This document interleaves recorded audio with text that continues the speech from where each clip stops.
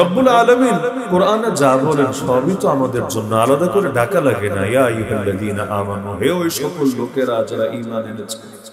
আল্লাহ তো ঈমানদারদের জন্য কোরআন দিয়েছেন। কোরআন দিয়েছেনই সমগ্র বিশ্বের মানুষকে পথ দেখাবে ব্যাপকভাবে, আর ঈমানদার যারা মুমিন মুত্তাকি যারা তাদেরকে গাইড করে করে গন্তব্যে পৌঁছে দেবে এই কোরআন। দুই অর্থে কোরআন হেদায়াত, এক অর্থে হুদাল লিন্নাস, বিশ্বের সমস্ত মানুষের জন্য হেদায়াত। কারণ কোরআন পথ সবাইকেই দেখায়, মুসলমানকেও দেখায়, হিন্দুকেও দেখায়, খ্রিস্টানকেও দেখায়, বৌদ্ধকেও দেখায়, নাস্তিককেও দেখায়, সংশয়বাদীকেও দেখায়। অন্তরে যদি মোহর মারা না থাকে আর চোখে যদি অন্ধত্বের চশমা না থাকে, এই কোরআনের মধ্যেই এমন কিছু আছে যা প্রতিটা মানুষকে অন্ধকার থেকে আলোর পথে বের করে আনার সক্ষমতা রাখে। হ্যাঁ, কিন্তু এখন যদি আগ থেকে অন্তরে মোহর মারা থাকে আর দলান্ধতার চোখ দিয়ে কোরআন পড়ে ভিন্ন মাকসাদ নিয়ে কোনো ভুল বের করবে, কোনো খারাপ উদ্দেশ্য এগুলোকে সামনে রেখে গবেষণা করবে, তাহলে যতই পড়ুক এই পড়ার দ্বারা ফায়দা তো হবেই না, উল্টো আর দিলে ওর বদ্ধতা আরো শুধু বাড়বে আর বাড়বে। কিন্তু কেউ যদি আসলে নিরপেক্ষ জায়গা থেকেও কোরআন পড়ে, নিরপেক্ষ জায়গা, এই কাফের মুশরিকদের রাষ্ট্রেও কত হাজার হাজার না লক্ষ লক্ষ মানুষ আছে যারা শুধু কোরআন যাচাই করার জন্য পড়তে গিয়ে, নিরপেক্ষ দৃষ্টিতে পড়তে গিয়ে কোন হুজুরের ওয়াজ নসিহত লাগে নাই, কোন তাবলীগওয়ালার মেহনত লাগে নাই, কোন পীর সাহেবের আলাদা সোহবত লাগে নাই, শুধুমাত্র এই কোরআন নিরপেক্ষ দৃষ্টিতে পড়তে এসেই অন্তরের তালা খুলে গেছে, কালেমা পড়ে মুসলমান হয়ে গেছে। এমনকি ওমর রাদিয়াল্লাহু আনহু হেদায়েত নসিব হয়েছিল কিভাবে?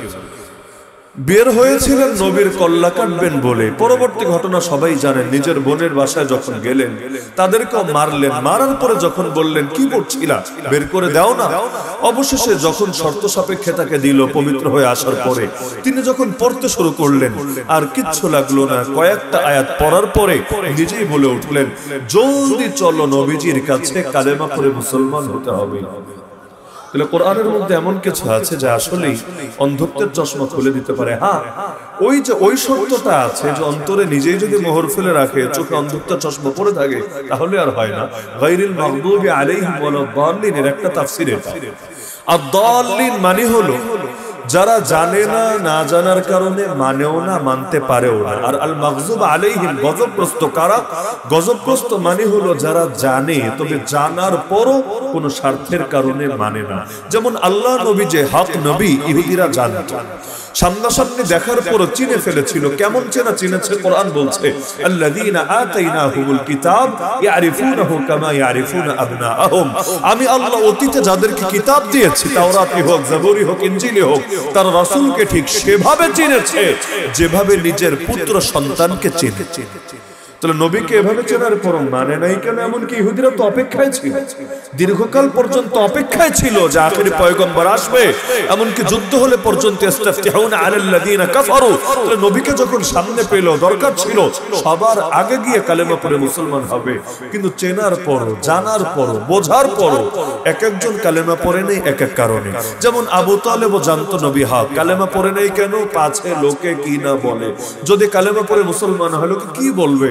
এই বয়স্ক একটা মানুষ এই ভাতিজার কথায়, এই জোয়ান মানুষের কথায় নিজের বাপদাদার ধর্ম ছেড়ে দিল, ওই শেষ জামানায় এসে বাপদাদার ধর্ম ত্যাগ করে নতুন ধর্ম গ্রহণ করলো।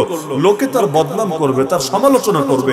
এমনকি মরার আগে যখন কালেমা পড়তে চাচ্ছে, আল্লাহ রাসূল তাকে বোঝাচ্ছেন, কুলি আল্লি কালিমা আশফা লাকা বিহা ইনদাল্লাহ, হে আমার চাচা, জাস্ট একটা কালেমা পড়েন, আমি দায়িত্ব নিচ্ছি, আল্লাহর কাছে আপনার জন্য শাফাআত করব, সুপারিশ করব।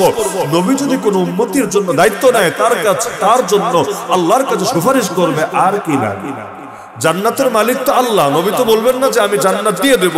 কিন্তু নবী যদি সুপারিশ করেন, আল্লাহ কি তার সুপারিশ ফিরাবেন? তাহলে এর চাইতে বড় সৌভাগ্য তার জন্য কি হতো? কিন্তু ওই যে সম্প্রদায়ের নেতারা এসে কান পড়া দিচ্ছে, আরে সারা জীবন তো চললা বাপদাদার ধর্মে, মরার সময় বিধর্মী হয়ে মরবা, নতুন ধর্ম গ্রহণ করে মরবা, তুমি মরার পর লোকে কি বলবে? অবশেষে বলল, ঠিক আছে, আমি লজ্জাকেই প্রাধান্য দিলাম জাহান্নামের আগুনের উপরে। নাউযুবিল্লাহ।